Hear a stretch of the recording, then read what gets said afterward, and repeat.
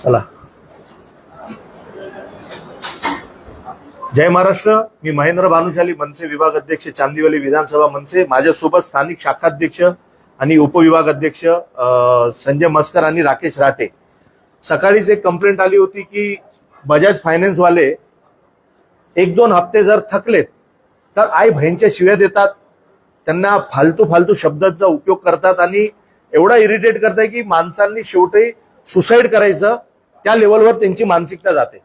ताई पण खूप कंटाळलेले होते आणि ताईंनी शेवटी प्रत्येक ठिकाणी प्रयत्न केला, पण शेवटी काय नियम आहे महाराष्ट्र आणि मुंबईमध्ये की जेव्हा आपल्या अंगावर आला तर सगळ्यांना एकच नाव आठवते, सन्माननीय राजसाहेब ठाकरे. मग ताईंनी आमचा संपर्क केला. आम्ही सकाळी यांच्या ऑफिसमध्ये गेलो. आम्ही ऑफिस बंद करून टाकली की जेपर्यंत तो माणूस येत नाही तेपर्यंत आम्ही ऑफिस चालू करायला देणार नाही.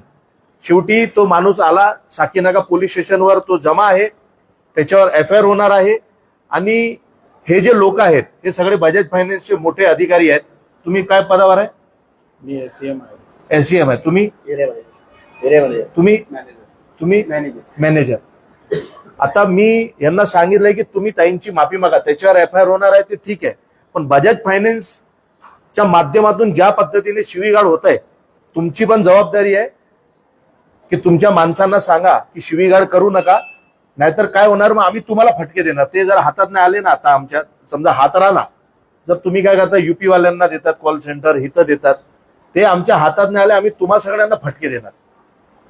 तुम्ही सगळ्यांसमोर बजाज फायनान्स वाल्यांतर्फे ताईंची माफी मागा, सांगा समोर.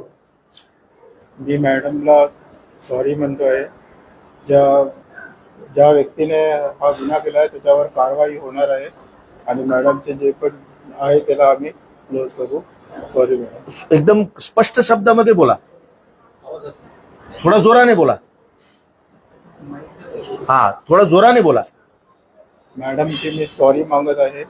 त्यांनी जे व्यवहार केला आहे त्यांच्याशी त्या संदर्भात बाकी जे पण असेल मॅडमचे दोन वगैरे आम्ही क्लोज करून देऊ. बरोबर आहे. आणि तुमच्या कर्मचाऱ्यांना काय मेसेज देणार आहे की अजून शिव्या द्या?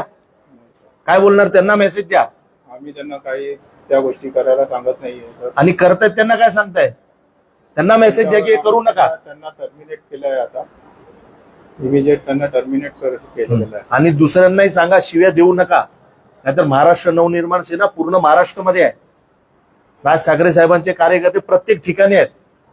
तर आता माझी सगळ्या फायनान्सवाल्यांना विनंती आहे, जेवढे फायनान्सवाले आहेत कृपया करून कुणाचे हप्ते थकलेत तर मेहरबानी करून